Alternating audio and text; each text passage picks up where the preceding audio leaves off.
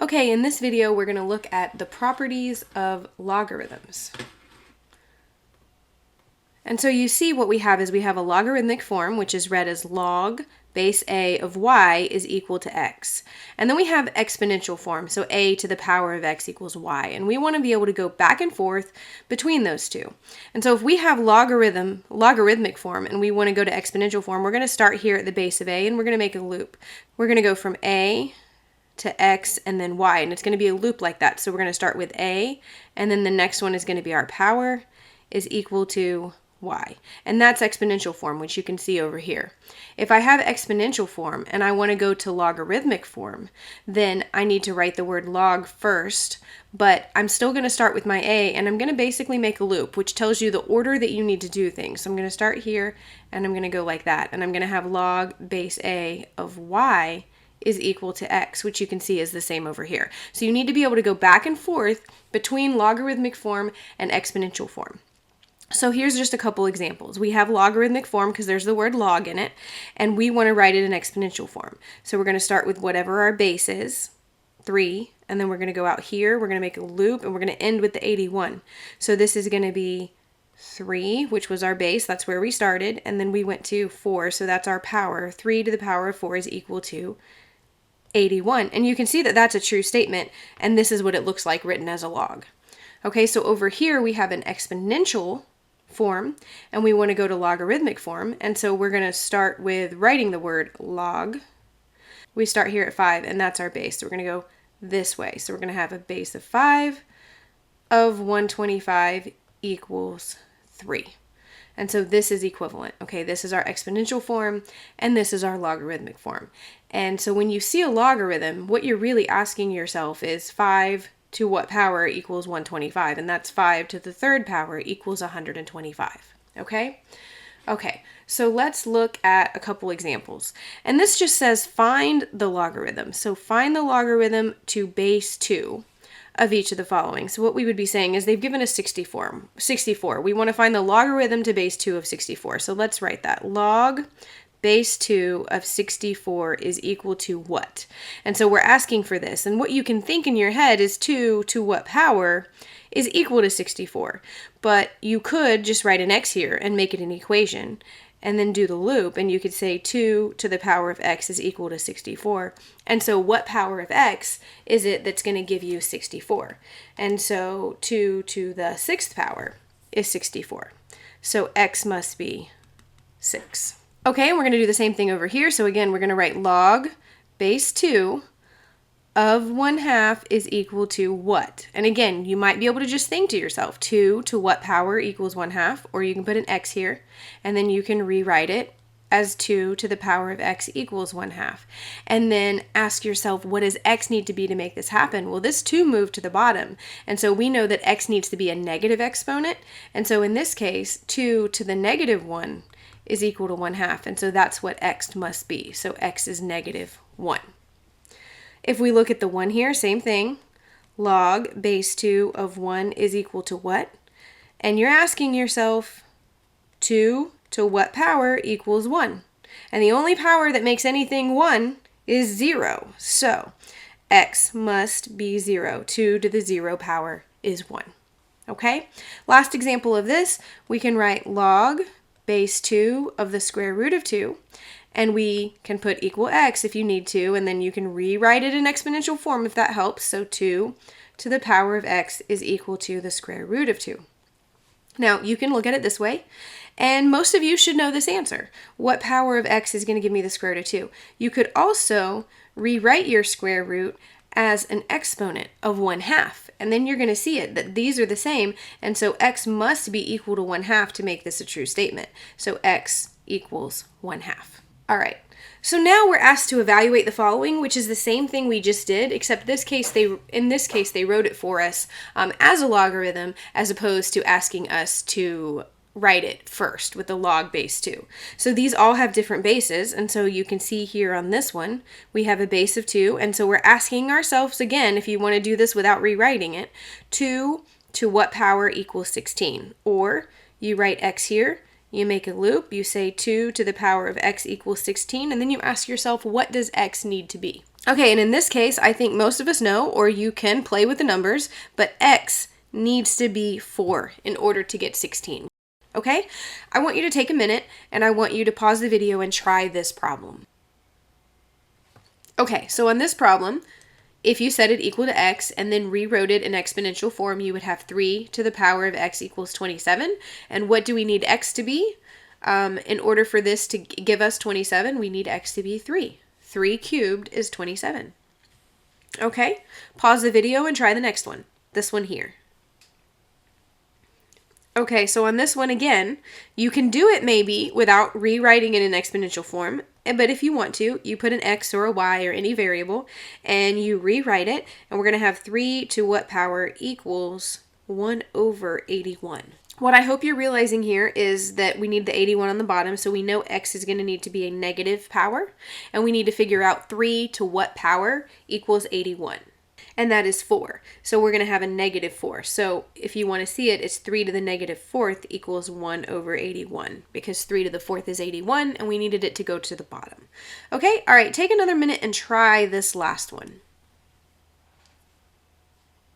Okay, so on this one again, I can set it equal to x, and I can write 3, that's my base right here, to the power of x is equal to, and then we have the 4th root of 3. So it's probably going to be easier if you rewrite this as an exponent. So I'm going to have 3 to the power of x equals, and when we write the 4th root of 3, we have the 3 to the 1/4 power. And since these are exactly the same, we can see that x had to be 1/4 in order to make that a true statement. Okay, so now we're going to look at the properties of logarithms to help you condense and expand logarithms, okay? And this is going to be really important. So what I need you to see right here is that we have log base a of x, and this is x times y. And so when you're multiplying, we can actually split it up into 2 logarithms, and they'll have the same base, whatever this base is, but we can split it up into log base a of x plus log base a of y. So if we were first multiplying, we can split it up into logarithms that are plus. Okay, now you can actually go backwards. You should be able to go backwards. If you saw log base a of x plus log base a of y, you should be able to rewrite it as log base a of x times y. Okay, that's going to be really important. So that was multiplication. And so with division, if you have log base a of x divided by y, then instead of addition, it's going to be subtraction. So log base a of x minus log base a of y.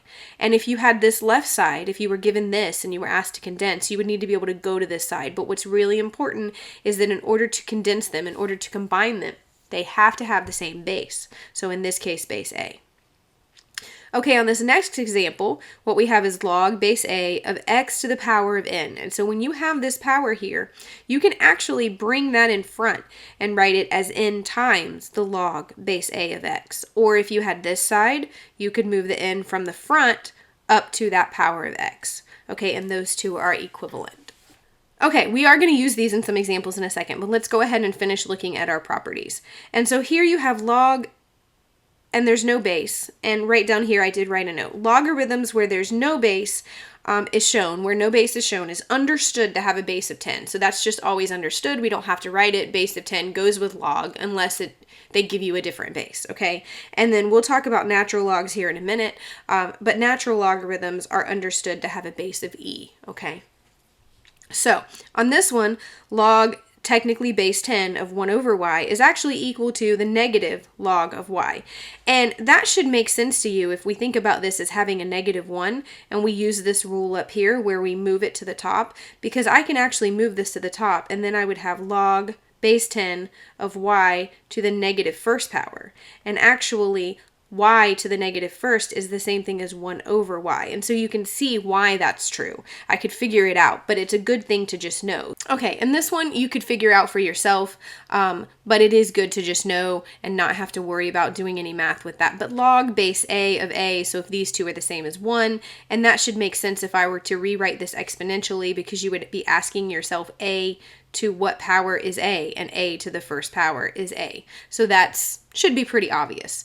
The same thing here is if I rewrite this in exponential, you see a to the 0 power equals 1. And so log of any base of 1, so log base 3 of 1, log base 10 of 1, it doesn't matter, is going to be 0. So if you have a 1 here. Okay, and then on this last one, if this base here is the same as this, so log base b of b to the power of n, it's just going to equal n. And you could break this down into multiple things. You could move this n to the front, and then have log base b of b, which would go back to this result, and you would get that answer. So you could break these down and solve them anyway, but it is a good idea to just know the rule, okay? All right, let's look at some examples. Okay, on this one, we are asked to write each of the following in terms of log x, log y, and log z only. So you're only allowed to have log x, log y, and log z in your answer, as far as your main log. So what they're asking us really to do is to expand this. We had one log, and they're asking us to break it apart. And so you see that here, this is all multiplication. It's log of, and this is all technically inside the log. So x cubed times y times z.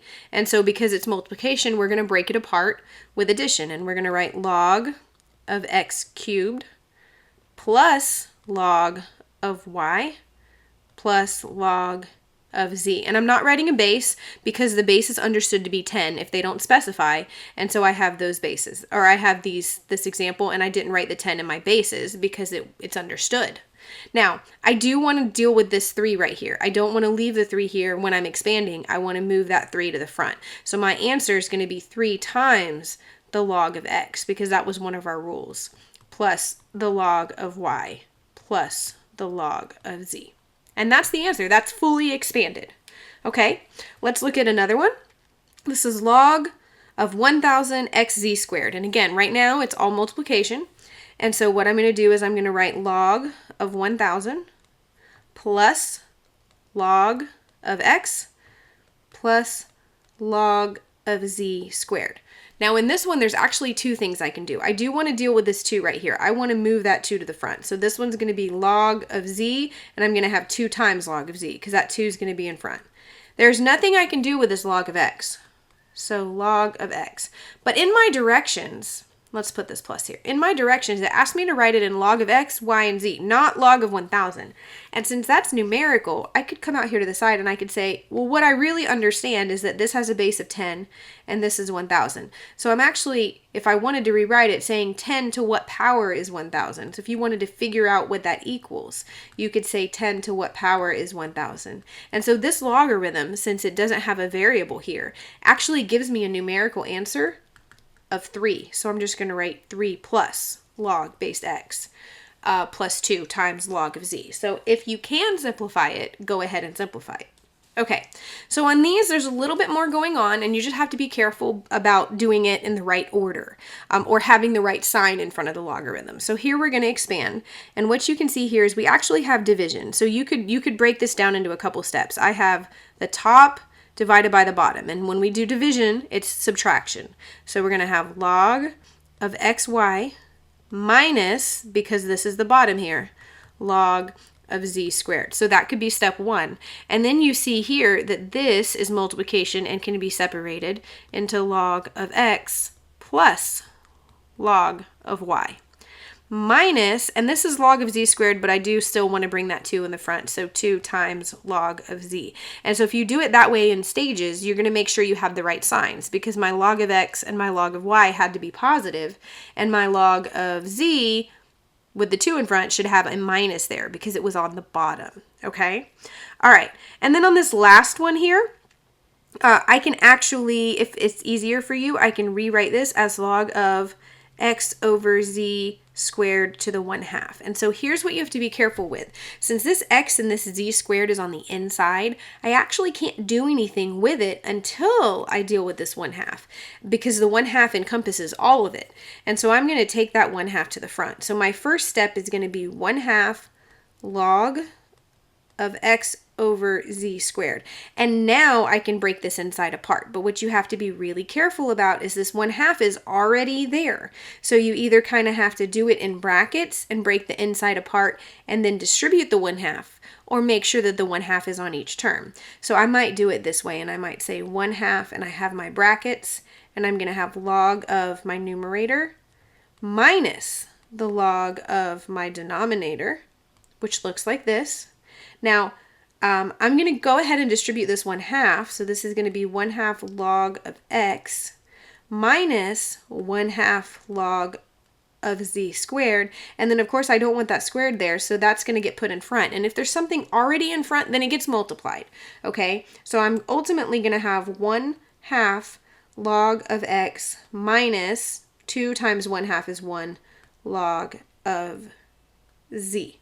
Okay, and so that is my answer. That's my final answer expanded. I do want to show you that there's a few different ways you could do this as long as you're following the rules of exponents and logarithms and so forth. So I actually could have written this as log, and I could have given this 1/2 to everything inside. So I could have done x to the 1/2 over z, and then 2 times 1/2 is 1, and then I could have expanded it, and I would have gotten the same answer. I would have gotten this one. So you're okay if you're kind of doing it in different ways, as long as you're following all the rules that we know for exponents and logarithms and so forth. Okay? Okay, on the last part of this lesson, we're going to look at expressing logarithms as a single logarithm. So we're going to go backwards, okay? And so the one thing that you just have to be really careful with is if I want to put these two logs together, they have to have the same base. And since nothing's written, it's understood to have a log of base 10. So that's fine because they're both base 10. But before I can put these together, I have to move that 2 in front. So that 2 in front is going to have to go up before I can put these together. So step 1 would be log of 7 squared plus log of 2. And in this case, you can go ahead and write that as log of 49 plus log of 2. And then because this is addition of 2 logs with the same base, we can write it together as log of, and what we have is 49 times 2. And so ultimately that's going to be log of 98. Okay? So just make sure that if there's something in front, it has to be dealt with first before you can put things together. Okay, so I want you guys to take a minute and pause the video and try this problem. Okay, and so again, when you do this one, you have to take care of anything that's in front of the log first. With this 1/2, you actually have the option. Are you going to move it up as a negative 1/2 and make this plus then? Or are you just going to move the 1/2 and leave the subtraction? So as long as you're following the rules and you're careful with your math, either is fine.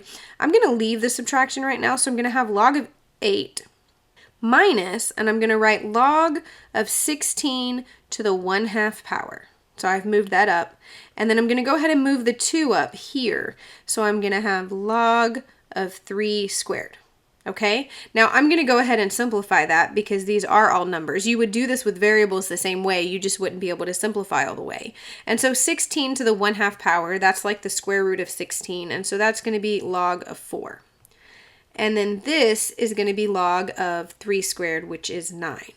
Okay, so now you just got to be careful with how you want to do this, and you can do this in stages. This is subtraction right here. So if I'm going to put these 2 logs together first, I would have log of 8 divided by 4, because with subtraction we divide, and then I can bring my log of 9 down. Now, you guys know that 8 divided by 4 is 2, so you can do that first if you want to. And now we have addition. And so I'm going to have log of 2 times 9, because it's addition, which is going to be log of 18. And that's my final answer, condensed all to a single log. Okay? All right, take another second, pause the video, and try this last one with the variables in it.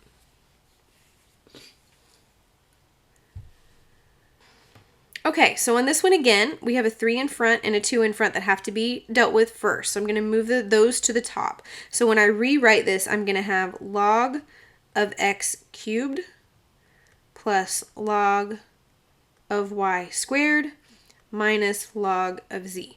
And because these are variables cubed and a variable squared, I can't go ahead and simplify. That's as far as I can go with that part. So now I'm going to look at these first 2, and those are addition.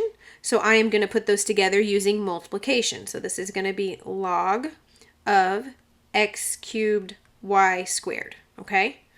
So that's all inside the one log now because of the addition. And then I have minus log of z. And of course the subtraction here is going to make division. So everything that's here is going to be on top, and then the z is going to be on the bottom. So I'm going to have log of x cubed y squared over z. And that's my answer. That's as far as I can go. Okay?